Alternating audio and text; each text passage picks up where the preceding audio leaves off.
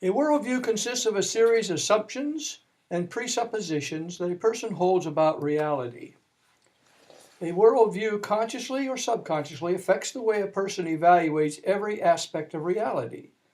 Every person adheres to some sort of worldview, although one person may not be as consciously aware of it as another person. The presuppositions affect the thinking of every person in the world. It logically follows that the way a person thinks affects the way what a person does.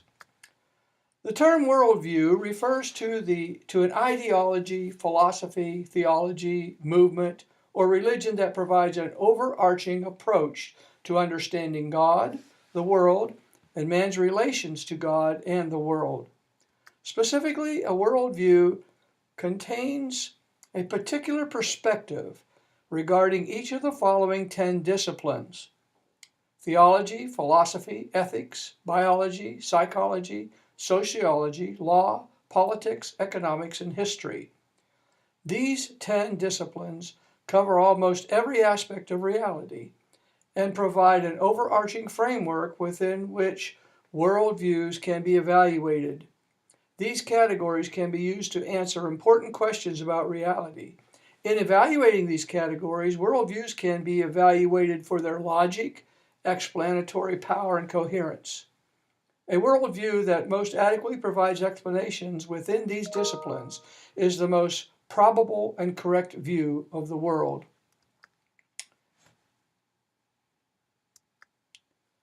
Theology is defined as the study and discourse about God. In non-theistic belief systems, their theology is their final basis of reality, if they think there is reality. Non-theistic theology is based on the primacy of matter, mankind, or science.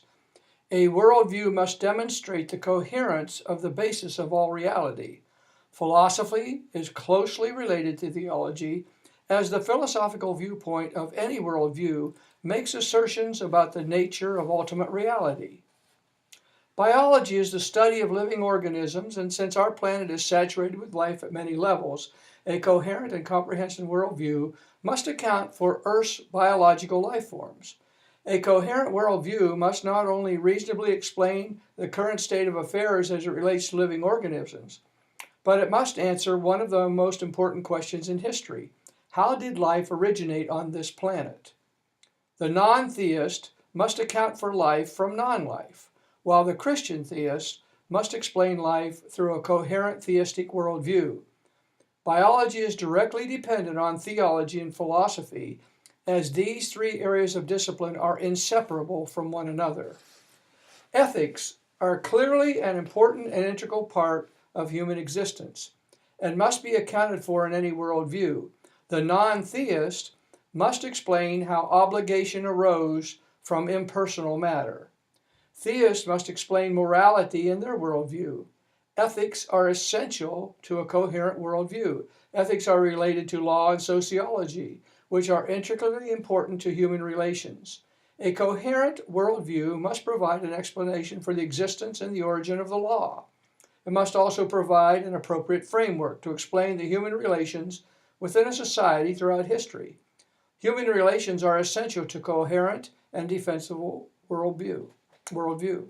Human psychology is another integral part of human relationships and an integral part of nature itself. A worldview must provide a coherent psychology of humanity. Economics deals with poverty, money, and exchange of goods and services between fellow human beings. There are local, state, and national economies and a world economy.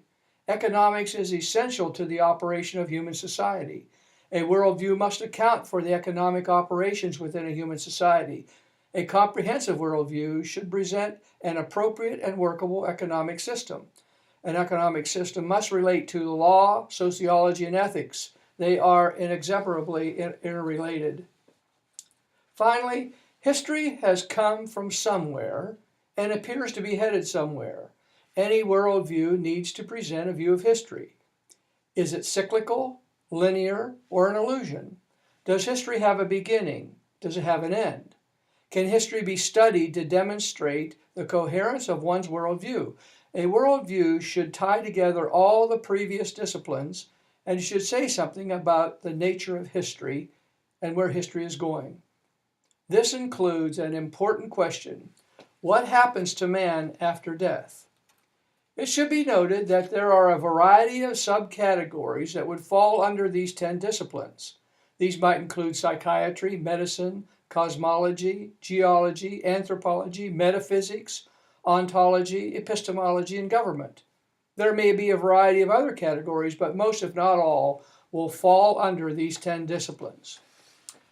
Now, it is important in evaluating worldviews to note that any assertion within the context of a worldview will always have implications on some other assertions that the worldview makes. For example, a philosophy of naturalism that denies the supernatural, an alternate theology, will affect fundamental assertions about biology and other areas. The branches of knowledge within our worldview are all interconnected with one another.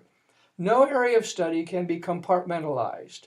Problems with one area of discipline will overflow into the other arenas, compounding any difficulties within the worldview.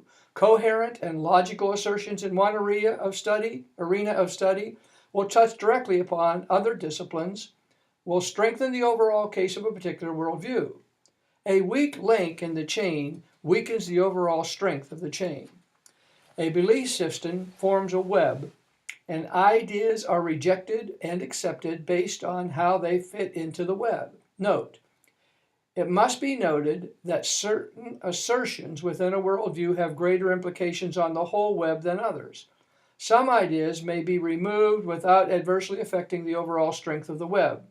Other ideas, when removed, would make the web fall apart. Allow me to illustrate an example. The worldviews of humanism and Marxism are built on the foundation of evolutionary naturalism. In evaluating the evidence in this regard, the whole house of cards can be destroyed. If the Christian theist wishes to refute humanism, the best thing to do is to destroy the foundation.